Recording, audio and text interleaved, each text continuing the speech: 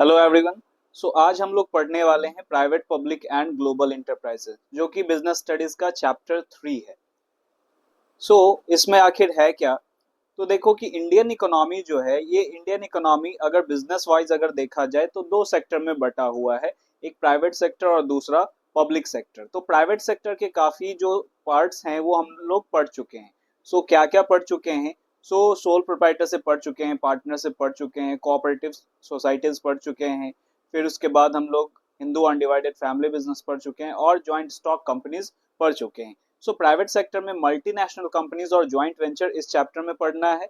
और फिर इधर हमें पढ़ना है अभी government company, statutory corporation, public enterprises, departmental undertaking, इन सभी के बारे में, यानी कि ये जो कुछ पॉइंट्स हैं इसके बारे में इस चैप्टर में हमें पढ़ने हैं। अगर हम लोग यहाँ पे देखें तो पब्लिक सेक्टर में सबसे पहला हमारा जो टॉपिक है दैट इज डिपार्टमेंटल अंडरटेकिंग। तो डिपार्टमेंटल अंडरटेकिंग कहते किसे हैं? डिपार्टमेंटल अंडरटेकिंग ये पूरा का पूरा हमारा बिजनेस के बारे में ही है। तो डिपार्टमेंटल अंडरटेकिंग क्या है? डिपार्टमेंट्स या मिनिस्ट्री होती है गवर्नमेंट की। These are established as department of the ministry and are financed, managed and controlled either by central or state government. होता क्या है कि सेंट्रल गवर्नमेंट या स्टेट गवर्नमेंट अपने आप को वो डिवाइड कर देती है अलग अलग डिपार्टमेंट्स में, और वो पर्टिकुलर डिपार्टमेंट को काम सौंप देती है एक पर्टिकुलर फील्ड से रिलेटेड। जैसे अगर हम लोग यहाँ पे रेलवे मिनिस्ट्री का बात करें तो उसके लिए एक डिपार्टमेंट बना दिया जाएगा कि मिनिस्ट्री ऑफ रेलवे। अब मिनिस्ट्री ऑफ रेलवे के अंडर वो सर्टेन मिनिस्टर्स होंगे, उसका फाइनेंसिंग होगा, ठीक है, वो मैनेज किया जाएगा, कंट्रोल किया जाएगा, वो सब गवर्नमेंट के ही द्वारा होगा। तो ये गवर्नमेंट से अलग नहीं है ना, ये गवर्नमेंट से अलग नहीं है, हटके नहीं है, ये गवर्नमेंट का ही एक पार्ट है। They have not been constituted as autonomous or independent institution and such are not independent legal entities। ये लीगल एंटिटीज जो होते हैं तो ये इंडिपेंडेंट लीगल एंटिटीज नहीं है, ये गवर्नमेंट का ही पार्ट है। They act through the officers of the government and its employees are government employees. ये एक क्या हो गया कि इसमें जो भी एम्प्लॉयज होंगे वो सभी गवर्नमेंट एम्प्लॉयज होंगे। और ये किसके थ्रू एक्ट करता है? तो उस सर्टेन डिपार्टमेंट में जो भी ऑफिसर्स होंगे, मिनिस्टर्स होंगे, उसके थ्रू ये गवर्न किया जाएगा। इसके कुछ एग्जांपल आप देख लो, जैसे इंडियन रेलवे हो गया, पोस्ट एंड टेलीग्राफ डिपार्टमेंट हो गया, ऑल इंडिया रेडियो हो गया, दूरदर्शन हो गया, ये सभी इसके कुछ एग्जांपल्स हैं। इसके फीचर्स क्या है? तो फॉर्मेशन अगर देखा जाए तो these are formed as government department by the government. Each government department is associated with special ministry, जैसे मैंने आपको भी बताया। ओनरशिप किसका होगा? तो कंप्लीटली गवर्नमेंट का होगा, पूरा का पूरा ये कंपल्सरली किसके अंडर होगा? गवर्नमेंट के अंडर। मैनेजमेंट कौन करेगा? तो मैनेज्ड बाय मिनिस्ट्री कंसर्न, जो भी मिनिस्ट्री उसके अंडर आएगी। जैसे अभी मैंने आपको बताया रेलवे मिनिस्ट्री, तो रेलवे मिनिस्ट्री रेलवे से रिलेटेड जितने भी काम है वो सभी एक्टिविटीज रेलवे मिनिस्ट्री देखेगी। The secretary of department is the chief executive officer. जो भी डिपार्टमेंट का सेक्रेटरी होगा उसी को ही सीईओ, चीफ एग्जीक्यूटिव ऑफिसर, उस पर्टिकुलर डिपार्टमेंटल अंडरटेकिंग का बनाया जाएगा। नो सेपरेट एग्जिस्टेंस, कोई भी सेपरेट एग्जिस्टेंस नहीं है इसका, तो ये गवर्नमेंट का ही हिस्सा है। These undertakings do not have any existence of their own. In other words, they cannot have any property in their own name. They cannot file any court case against anyone without the permission of government and nobody can sue them. उसके बाद और कुछ features देख लें, तो और features आप देख लो। फाइनेंसिंग, इसका फाइनेंसिंग कहाँ से होता है? तो जो एनुअल बजट होता है ना, गवर्नमेंट जो एनुअल बजट निकालती है उस बजट में ही इसका हिस्सा एलोकेट होता है, यानी कि जो भी फंडिंग होगा वो गवर्नमेंट के ट्रेजरी से होगा, ठीक है, गवर्नमेंट के ट्रेजरी से होगा और वो बजट में, एनुअल बजट में वो शामिल रहेगा। They have no right to borrow from public, ये पब्लिक से बोरो नहीं कर सकते हैं। फिर organisational structure, the departmental organisation are run by government servant recruited directly by the government. All the employees are headed by officers and civil servant from Indian administrative service. तो organisational structure इसका कुछ इस तरह का है कि जो भी इसके एम्प्लॉयज होते हैं वो सभी गवर्नमेंट एम्प्लॉयज होते हैं। ये रिक्रूटमेंट कौन करवाती है? तो गवर्नमेंट करवाती है। और जितने भी एम्प्लॉयज हैं वो हेडेड होते हैं किसके थ्रू? तो ऑफिसर्स हो गए, सिविल सर्वेंट्स हो गए, आईएएस ऑफिसर्स हो गए, इससे गवर्नड होते हैं वो। इसके मेरिट्स अगर हम लोग देखें तो मेरिट्स में आ गया इजी फॉर्मेशन। तो गवर्नमेंट के लिए तो ये इजी है, ठीक है, गवर्नमेंट अपना एक सेपरेट डिपार्टमेंट बना दी और ये बन गया, ठीक है, इसके लिए कोई तरह का रजिस्ट्रेशन वगैरह का जरूरत नहीं होता है। इफेक्टिव कंट्रोल, तो effective control the management of these undertaking work under the rules framed by relative ministry, apart from it the work is done by educated and trained officers, thus effective control can be achieved. So इसका control जो है वो particular department के लिए होगा, वो particular department का होगा, वो डिपार्टमेंट सिर्फ उसी के लिए काम करती है। जैसे रेलवे मिनिस्ट्री का अगर हम बात करें तो रेलवे मिनिस्ट्री सिर्फ और सिर्फ किसके लिए काम करेगी, तो रेलवे के लिए, उसे और कोई अलग डिपार्टमेंट से मतलब नहीं है। सो इस तरह से वो मैनेज अच्छे ढंग से कर सकती है क्योंकि उस पर एक्स्ट्रा वर्कलोड नहीं होता है। फिर इंक्रीज इन गवर्नमेंट इनकम, इससे इनकम भी बढ़ता है गवर्नमेंट का। तो अब जैसे आप भारतीय डाक यानी कि इंडिया पोस्ट देख लो, दूरदर्शन देख लो, इंडियन रेलवे देख लो, डिफेंस देख लो, तो ये सभी किसके अंडर आएगा, डिपार्टमेंट अंडरटेकिंग। सो इससे अर्निंग भी होता है ना। जैसे रेलवे, तो रेलवे से काफी ज्यादा अर्निंग होता है पूरे ऑल ओवर इंडिया में, जब वो चल रही है तो उससे और ये क्या हो रहा है, काफी ज्यादा अर्निंग हो रहा है, तो गवर्नमेंट का एक एक्स्ट्रा सोर्स ऑफ रेवेन्यू है ये। फिर decrease in tax burden, so tax burden, इसके थ्रू गवर्नमेंट टैक्स घटा सकती है। कैसे गवर्नमेंट टैक्स घटा सकती है, तो अब देखो यहाँ पे क्या हो गया कि government put taxes in public to meet its expenditure. तो गवर्नमेंट क्या करती है, टैक्स बढ़ाती है, टैक्स लगाती है पब्लिक पे, ये अपने एक्सपेंडिचर को, गवर्नमेंट के एक्सपेंडिचर को मीट करने के लिए। अब ये क्या हो रहा है, but this need is naturally fulfilled as soon as departmental undertaking have their own income. अब ये क्या हो जाएगा कि अब जब उनका खुद का इनकम होगा तो अब वो पब्लिक से उतना ज्यादा नहीं लेगी, तो इसके वजह से गवर्नमेंट क्या कर सकती है कि वो टैक्सेस पब्लिक पे घटा सकती है। फिर इजी फाइनेंसिंग, इसका फाइनेंसिंग बहुत इजी है। कैसे इजी है, तो बजट में ही एलोकेट हो जाता है। अब इसके कुछ डीमेरिट्स होते हैं, तो डीमेरिट्स में आप देख लो कि क्या क्या हो जाएगा। सबसे पहला लैक ऑफ प्रॉम्प्ट एक्शन।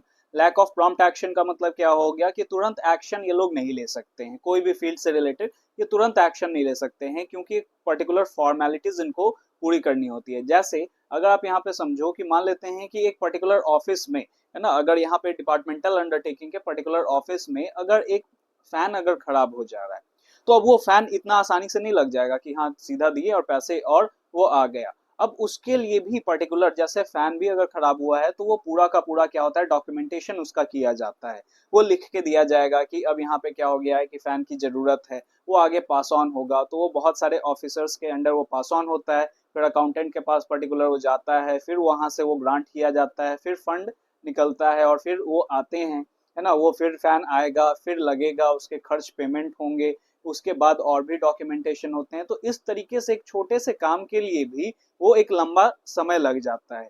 तो इसीलिए लैक ऑफ प्रॉम्प्ट एक्शन की इसमें जो मिनिस्ट्री है तो वो तुरंत एक्शन नहीं ले सकती है क्योंकि एक सीरीज ऑफ चेन होता है, तो ये एक चेन ऑफ ऑथोरिटीज चलता है। जैसे ए के अंडर बी, फिर बी के अंडर सी, सी के अंडर डी, इस तरीके से रहता है। तो अगर डी को अगर मान लेते हैं ए से अगर कांटेक्ट करना है तो डायरेक्ट नहीं कर सकता है, पहले सी को जाएगा, फिर बी, फिर ए, इस तरीके से ये काम करता है। फिर लैक ऑफ फ्लेक्सिबिलिटी कि अपने अकॉर्डिंग ये काम नहीं कर सकते हैं क्योंकि गवर्नमेंट के रूल्स एंड रेगुलेशन के अकॉर्डिंग इनसे चलना पड़ेगा। There is lack of flexibility due to strict government rules whereas it is essential for the successful operation of an undertaking. फिर इंक्रीज इन टैक्स बर्डन, यहाँ पे क्या हो गया कि टैक्स बर्डन बढ़ जाता है। कैसे, the burden of heavy losses of departmental undertaking fall on government exchequer, the government levies taxes on general public to compensate such losses. अब एक जगह था क्या कि टैक्सेस बच रहा था, लेकिन अब यहाँ पे क्या है कि टैक्स बढ़ रहा है। तो टैक्स बढ़ कौन से सिचुएशन में सकता है, तो अगर डिपार्टमेंटल अंडरटेकिंग लॉस अगर सफर कर रही है तो फिर क्या होगा कि उस लॉस का जो भी भरपाई है वो जनरल पब्लिक को ही फिर फेस करना पड़ता है, तो उन्हीं को पे करना पड़ जाता है। फिर है मोर पॉलिटिकल इंटरफेरेंस, तो इसमें पॉलिटिकल इंटरफेरेंस काफी ज्यादा होता है। जो भी पॉलिटिकल पार्टी होती है, रिप्रेजेंटेटिव्स होती है, तो वो बार बार इसमें क्या करते रहती है, इंटरफेयर करते रहती है, अपने अकॉर्डिंग फिर वो चलाना चाहती है उसे। फिर है रेड टैपिज्म। रेड टैपिज्म का मतलब यहाँ पे क्या हो गया, ये समझो इंडिया में बहुत कॉमन प्रॉब्लम है रेड टैपिज्म। अब यहाँ पे रेड टैपिज्म का मतलब क्या हो गया, एक्सेसिव पेपर वर्क। अभी जैसे मैंने आपको बताया ना कि एक फैन अगर चेंज करना है तो इसमें इतने सारे पेपर वर्क हो जाते हैं। तो एक्सेसिव पेपर वर्क के वजह से यहाँ पे क्या होता है, the excessive paper work and the habit of not finishing the work give rise to red tapism. So बहुत सारे डिपार्टमेंट्स में ऐसा देखा जाता है कि बहुत ज्यादा पेपर वर्क एक तो होता है, और दूसरा इन लोगों को आदत भी नहीं है ना, कि habit of not finishing the work तो ये काम को पूरा भी नहीं करते हैं, आधा अधूरा छोड़ देते हैं। तो अब होता क्या है कि वो आधा अधूरा जब छूट जाता है वो काम, तो उसके बाद वो क्या हो जाता है कि वो फाइल में बंद के, है ना, वो जैसे आप देख रहे हो कि यहाँ पे रेड टेप ऐसा लग जाता है और वो फिर जाता है। तो आप ये मूवीज में भी देखे होंगे, बहुत सारे जैसे पुलिस की मूवीज में आप देखे होंगे कि वो फाइल क्या हो गया कि इतने सारे फाइल्स पड़े हुए हैं। कोर्ट में आपने देखा होगा या कोई मूवीज आपने देखा होगा जिसमें कोर्ट को रिप्रेजेंट किया गया होगा, तो उसमें आपने देखा होगा कि बहुत सारे ऐसे बंडल्स रहते हैं, है ना, लाल कपड़े में उसे बांध के रख दिया जाता है उस फाइल को। तो इतना ज्यादा पेपर वर्क होता है, फिर काम भी पूरा नहीं होता है, ऑफिसर्स कम हैं, इसके वजह से वो क्या हो गया कि रेड टैपिज्म का शिकार होता है, कि बहुत सारे वर्क यहाँ पे इनकम्प्लीट रह जाते हैं। ठीक है, फिर उसके बाद नेक्स्ट है हमारा स्टैट्यूटरी कॉर्पोरेशन। सो स्टैट्यूटरी कॉर्पोरेशन किसे कहते हैं? तो स्टैट्यूटरी कॉर्पोरेशन का मतलब क्या हो गया? Statutory corporation are established under special act passed in parliament. So statutory corporation एक ऐसी बॉडी है जो कि एक स्पेशल एक्ट, पार्लियामेंट में स्पेशल एक्ट पास होता है, तब जाके ये क्या होता है, ये फॉर्म होता है। ठीक है, अब जैसे आरबीआई है, तो आरबीआई भी इसी तरह से फॉर्म हुआ है। Its objective, powers and functions are clearly defined in the special act. और वो एक्ट में ही हर एक रूल्स एंड रेगुलेशन, उसके पावर्स, उसके ऑब्जेक्टिव्स, उसके फंक्शंस, एक एक चीज मेंशन होती है उस स्पेशल एक्ट में। The act defines its power and function, rules and regulation governing its employees and its relationship with government departments. फिर उसका एग्जाम्पल जैसे हो गया unit trust of India, life insurance corporation, reserve bank of India, तो ये सभी act के under बना है। जैसे आरबीआई बना है, आरबीआई एक्ट 1935, तो आरबीआई एक्ट 1935 के अंडर आरबीआई का इस्टेब्लिशमेंट हुआ है। ठीक है, फिर उसके बाद अगर हम आगे देखें इसके कुछ फीचर्स, तो इसका जो फॉर्मेशन है वो एक्ट के थ्रू होता है, जो पार्लियामेंट में या सेंट्रल या स्टेट लेजिस्लेचर्स में पास होने के बाद होता है। रेगुलेशन, हर एक चीज एक्ट में मेंशन होता है। ठीक है, हर एक चीज एक्ट में मेंशन होता है कि कैसे वो गवर्न होगा, क्या क्या नियम है उसके, एक एक चीज उसमें मेंशन होता है। ओनरशिप इसका होली ओन बाय गवर्नमेंट है, गवर्नमेंट के ही पास होता है। ठीक है, लेकिन गवर्नमेंट के पास होने के बावजूद भी ये एक्ट से गवर्न किया जाता है मेनली। फिर अकाउंटिंग एंड ऑडिट का अगर बात किया जाए, तो इसका टाइम टू टाइम अकाउंटिंग और ऑडिट भी होता है, जैसे एक्ट में मेंशन किया गया है। और इसका जो अकाउंटिंग या ऑडिट है वो किसके द्वारा होता है? तो controller and auditor general of India. ठीक है, CAG जिसे कहते हैं, controller and auditor general of India. ये एक यूनिक पोस्ट है, स्पेशल पोस्ट है, जिसको अपॉइंट किया जाता है प्रेसिडेंट के द्वारा।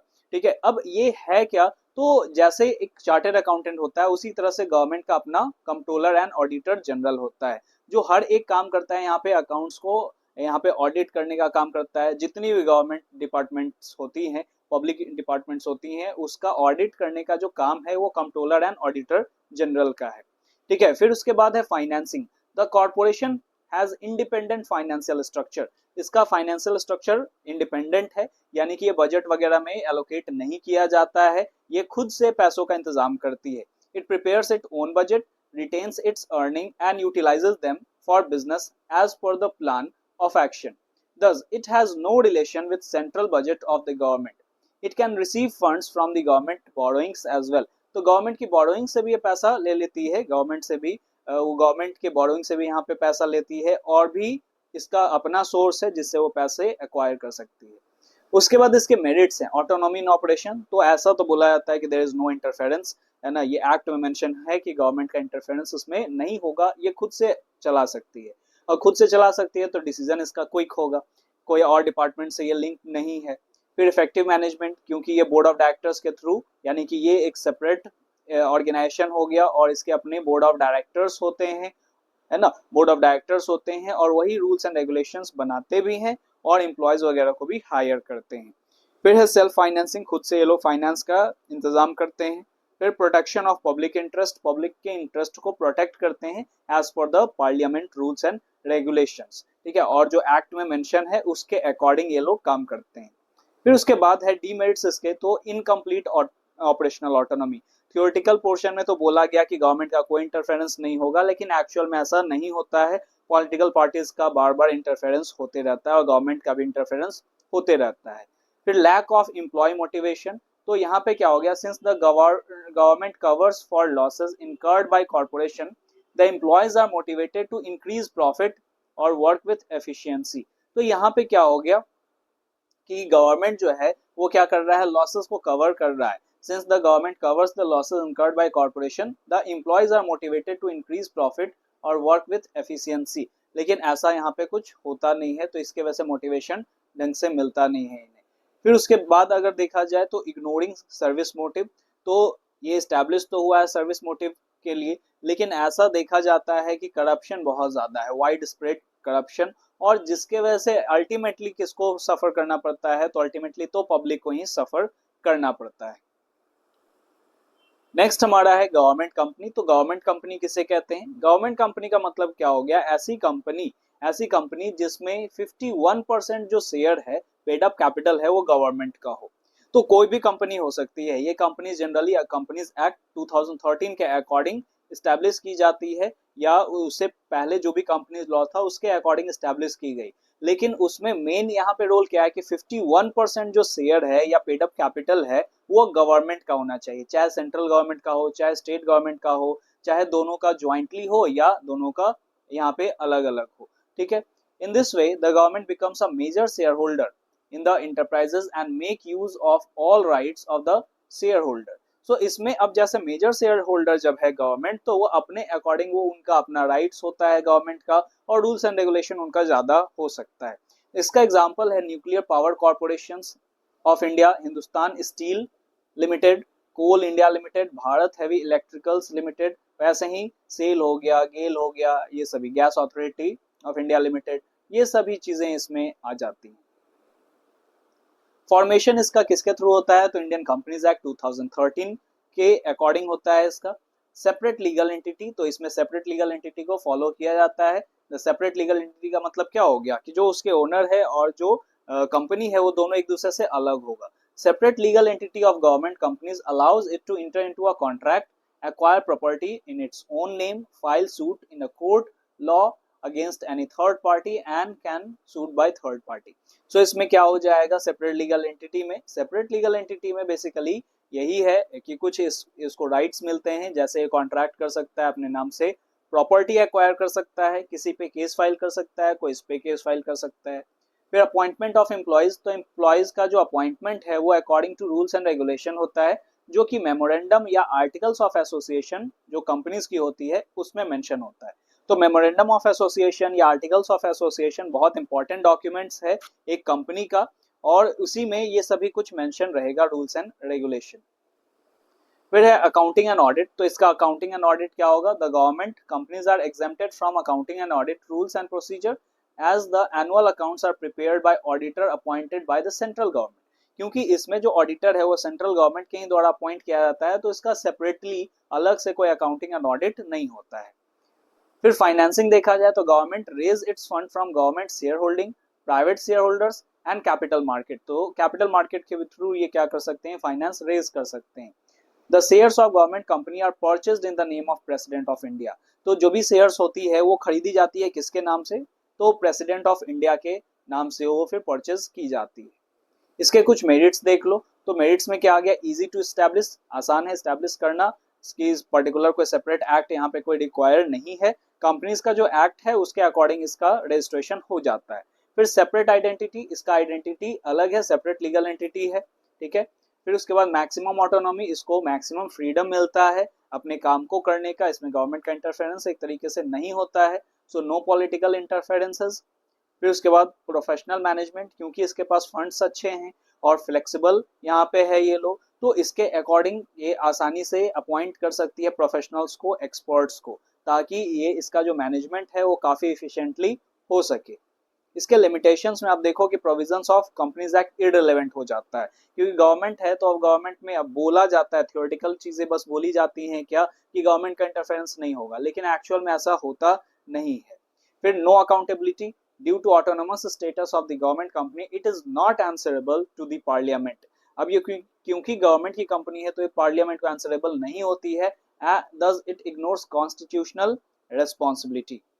Policies influenced by personal interest. Government being major shareholder control the management and administration of the company.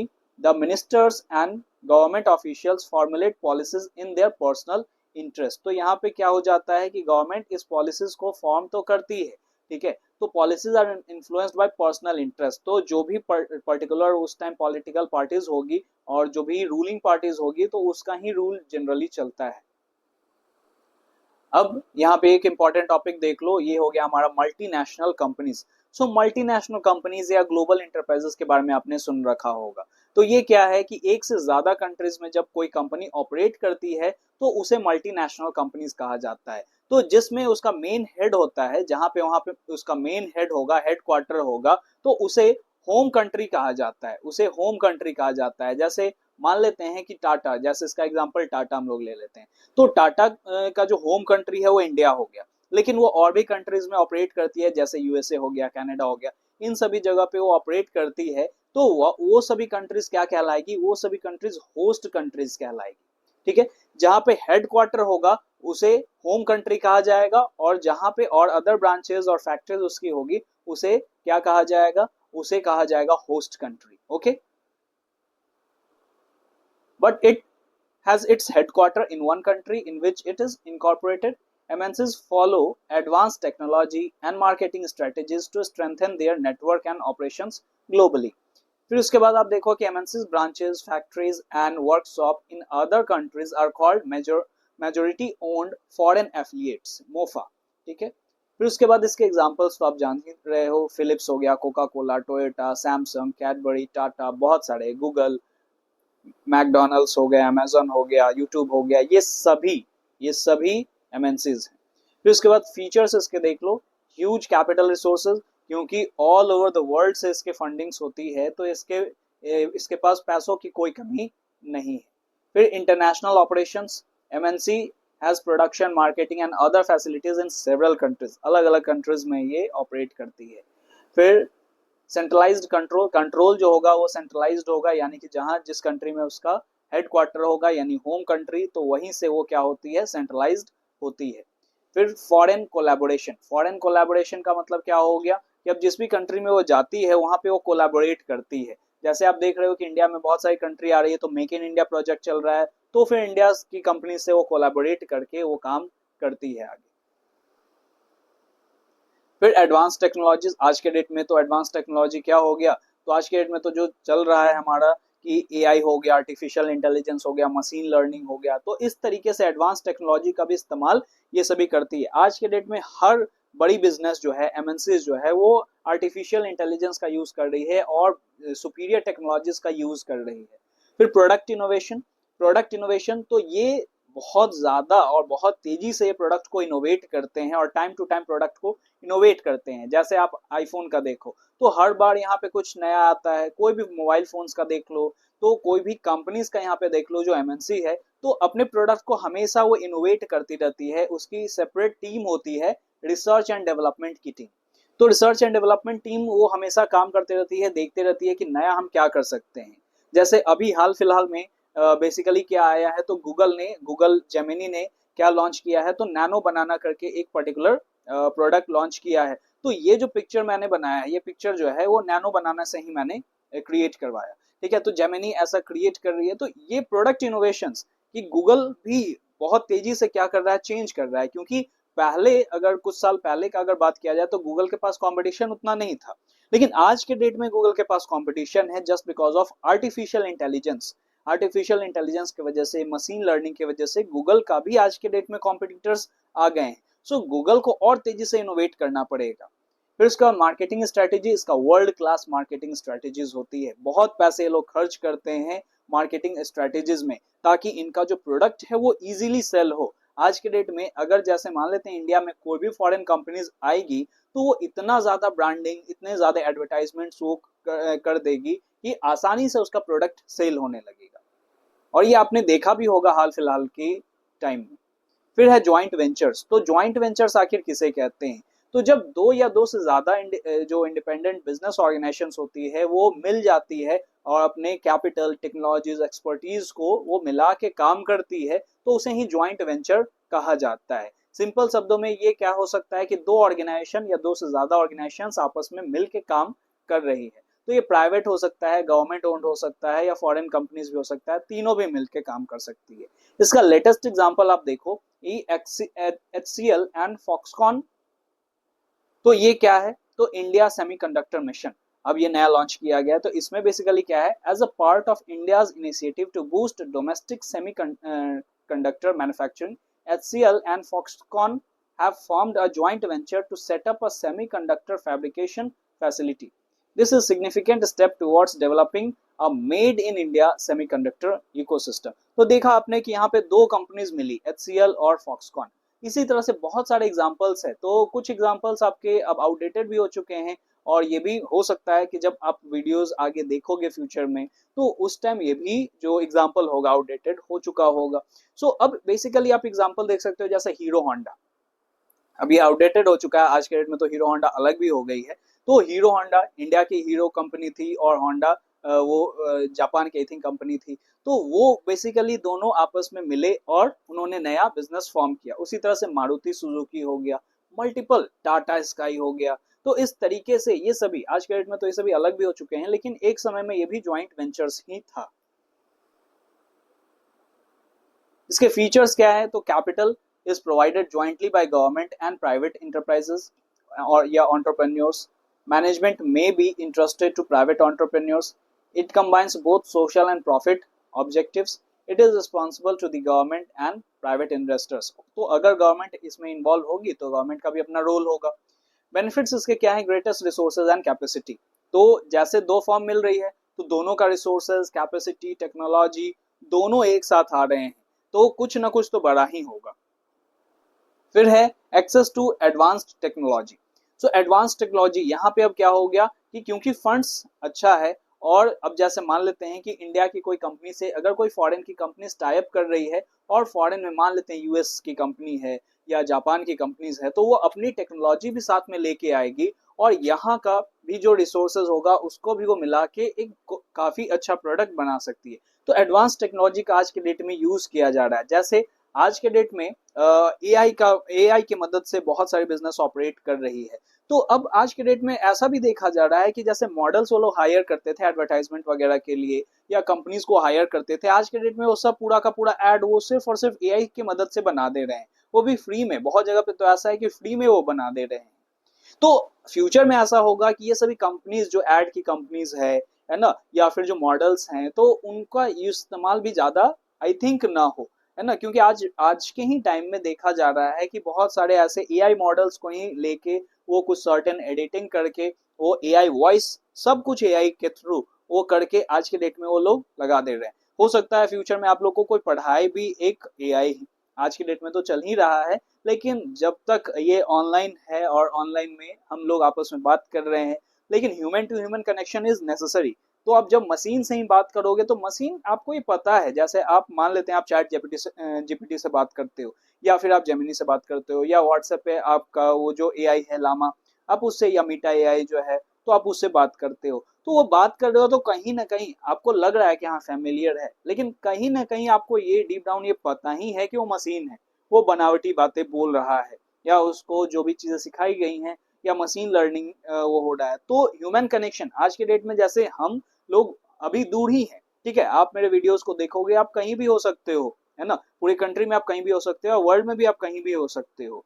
अब है क्या कि मेरे बातों को आप यहाँ पे समझ रहे हो, तो एक कनेक्शन एक तरह से बिल्ड हो सकता है, क्योंकि आई एम ऑल्सो यहाँ पे अलाइव, है ना। और बेसिकली ये क्या हो गया कि आप यहाँ पे मेरे बातों को समझ पा रहे हो, एक कनेक्ट कर पा रहे हो, इमोशंस भले ही वर्चुअली है लेकिन इमोशंस कनेक्ट होगा। लेकिन यही अगर एआई के थ्रू होगा तो वो पॉसिबल उतना ज्यादा नहीं हो सकता है।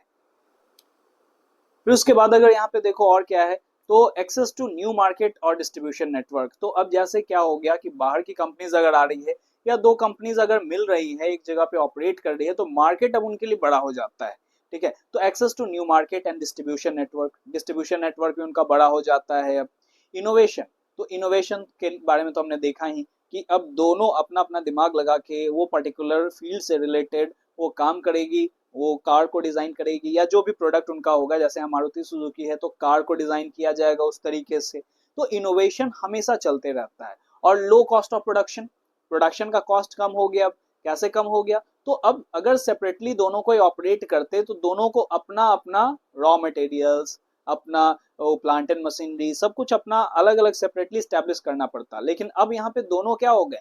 एक हो गए। तो अब जब दोनों एक हो गए तो अब क्या हो गया कि यहाँ पे रिसोर्सेस कम लग रहा है, तो कॉस्ट ऑफ प्रोडक्शन क्या हो जाएगा? कम हो जाएगा। नेक्स्ट और लास्ट टॉपिक हमारा है कि पब्लिक प्राइवेट पार्टनरशिप। तो जैसे नाम यहाँ पे सजेस्ट कर रहा है पब्लिक प्राइवेट पार्टनरशिप, यानी कि पब्लिक यहाँ पे कौन हो गया? प्राइवेट कौन हो गया? तो पब्लिक जो हो गई गवर्नमेंट की कंपनीज हो गई या गवर्नमेंट प्रोजेक्ट्स हो गया, और प्राइवेट जो प्राइवेट कंपनीज, प्राइवेट इंडिविजुअल्स हो गए। सो जब दोनों कोई आपस में पार्टनरशिप करते हैं एक पर्टिकुलर प्रोजेक्ट के लिए, कोई पर्टिकुलर सर्विस के लिए, तो उसे पब्लिक प्राइवेट पार्टनरशिप कहा जाता है। The public-private partnership model allocates tasks, obligation, and risk among the public and private partners in an optimal manner. The public partners in PPP are government entities, that is ministries, government departments, municipalities, or state-owned enterprises. The private partners can be local or foreign and include businesses or investors with technical or financial expertise relevant to the project. PPP is defined as a relationship between public and private entities in the context of infrastructure and other services. तो ये तो आपको मैंने अभी बताया, जो overall आप यहाँ पे पढ़ भी सकते हो आप पॉज करके। तो आप पढ़ोगे तो आपको ज्यादा अंडरस्टैंडिंग होगा। तो पढ़ाई कभी छोड़ना मत, है ना। आप वीडियो देख रहे हो, लेकिन जैसे मैं कोशिश करता हूँ कि वीडियो में पूरा का पूरा नोट्स डाल दूं, ठीक है। तो उसके बारे में मैं समझा तो रहा हूं, लेकिन नोट्स भी रहेगा। तो आप साथ में क्या कर सकते हो कि आप पॉज भी करके पढ़ सकते हो। तो जब आप खुद को इंडल्ज करोगे आप इस एजुकेशनल वे में, एजुकेशनल एक्टिविटी में, तो आप इंडल्ज हो गए या आप रीड कर रहे हो, तो आपको और ज्यादा बेटर अंडरस्टैंडिंग होगा। एक बार आप पॉज करके रीड कर लिया करो, फिर आप इसका कॉन्सेप्ट समझ लिया करो, सुन लिया करो, एग्जाम्पल्स सुन लिया करो। तो इससे आपको बहुत अच्छे से समझ में आ जाएगा और एग्जाम्स में आपका मार्क्स भी ऑब्वियसली अच्छा आएगा। फिर इसमें और भी क्या है कि sectors in PPP have been completed worldwide, include power generation and distribution, water and sanitation, refuse disposal, pipelines, hospitals, school buildings, teaching facilities, stadium, air traffic control, prisons, railway, roads, बहुत सारे। तो list जो है वो endless है। तो इसके features क्या हो जाते हैं? फीचर्स क्या हो गए? Facilitate partnership between public sector and private sector, pertaining high priority project, तो बड़े बड़े प्रोजेक्ट्स के लिए ये काम करता है। फिर सुटेबल फॉर बिग प्रोजेक्ट्स, बड़े प्रोजेक्ट्स के लिए सुटेबल है। फिर पब्लिक वेलफेयर, एग्जाम्पल यहाँ पे क्या हो गया? जैसे दिल्ली मेट्रो रेलवे कॉर्पोरेशन हो गया, बहुत सारे एयरपोर्ट्स हैं जो ये पब्लिक प्राइवेट पार्टनरशिप पे चल रहे हैं कि दोनों यहाँ पे मिलकर ऑपरेट करती है। Sharing revenue, revenue is shared between government and private enterprises in agreed ratio, जो भी अग्रीड रेशियो होगा उसमें ये लोग शेयर कर लेंगे। सो इस तरह से आपका थर्ड चैप्टर एक ही वीडियो में कंप्लीट हो गया, ये बिजनेस स्टडीज का। अब हम लोग धीरे धीरे आगे बढ़ रहे हैं अपने चैप्टर्स के तरफ, तो आप हमारे साथ बने रहें और बाकी सारे वीडियोस भी आप देखते रहें जो अकाउंटेंसी, बिजनेस स्टडीज और इकोनॉमिक्स से रिलेटेड है। और इसके साथ साथ मैंने कैरियर एंड गाइडेंस के लिए भी कुछ वीडियोस बनाए हैं, जिसमें चार्टर्ड अकाउंटेंसी या कॉमर्स स्ट्रीम या फ्लाइंग रेगुलर, इन सभी के बारे में बताया गया है। तो आप उसको भी जरूर से जरूर देखें। Thanks for watching. Thank you everyone.